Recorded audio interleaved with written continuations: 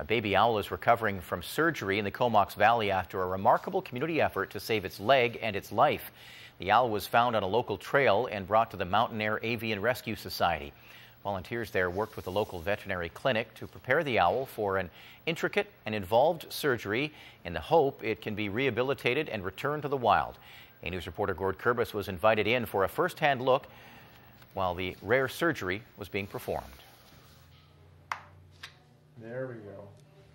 Okay. He's used to performing delicate surgeries on a wide variety of animals that visit his clinic, but shortly Dr. Stacy Gastis will be working on a tiny 3-week-old barred owl. What's interesting is that the principles are the same.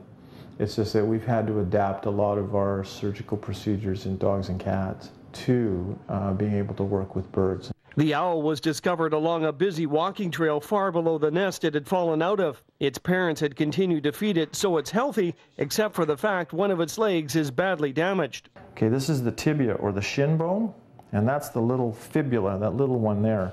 Both have fractured, and this bone here used to be connected straight onto this one, so it was one straight piece. The owl's leg had started to heal but was facing 90 degrees in the wrong direction. Through surgery, Gastis will try to right that wrong. There are a few different techniques that we'll need to use because birds have bones that are hollow, that are actually for flight reasons to make them lighter. So we're dealing with bones that are much easier to crack.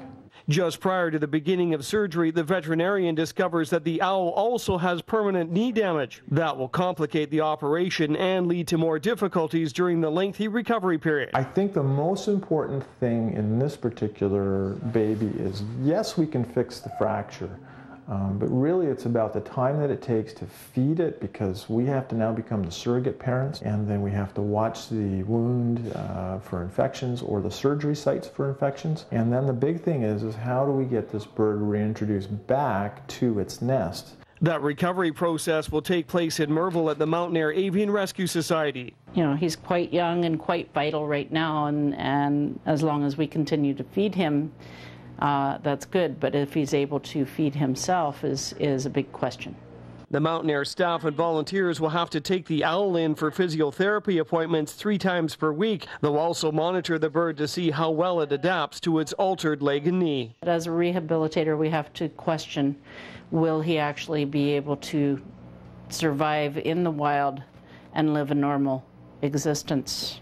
Hopefully the owl will be released this fall, but if it's determined it won't be able to survive on its own, the Society will look at applying to the government to have custody of the bird. For more information about the Avian Rescue Society, you can log on to wingbeats.info. In Merville, Gord Kurbis, A News.